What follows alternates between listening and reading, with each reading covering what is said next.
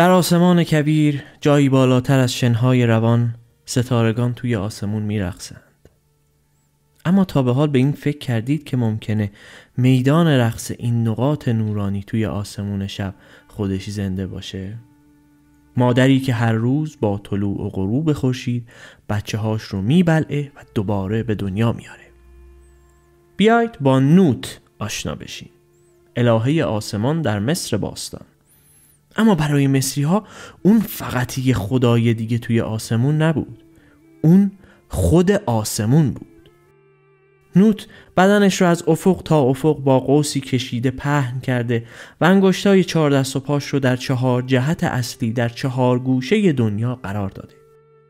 سقف آبی رنگی که بالای سرمون میبینیم بخشی از بدن این اله است و کهکشان راه شیری ستون فقراتش. و هر روز و هر شب نوت دست به کار خارق‌العاده‌ای میزنه.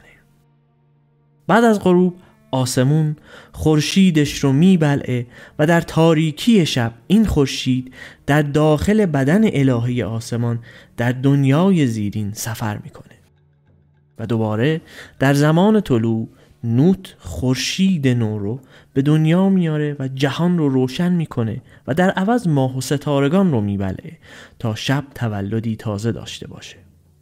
و در چشمان مردم مصر باستان این چرخه کیهانی تولد و مرگ و تولد دوباره توسط نوت و فرزندانش هر روز و هر روز تکرار میشه.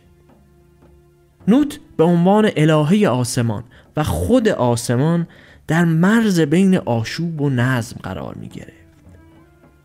بر روی انحنای سقف مقبره ها و حتی در پوش تابوت ها تصاویر این الهه رو میبینیم که از فضاهای مقدس نگهبانی میکنه. و همینطور نردبان مقدس نوت که به اسم ماکت شناخته میشد در کنار گورها قرار میگرفت تا ارتباط با الهه آسمان حتی بعد از مرگ قطع نشه. در یک کلام پرستندگان نوت در هر لحظه و هر کجا خودشون رو در آغوش این مادر آسمانی می‌دیدن.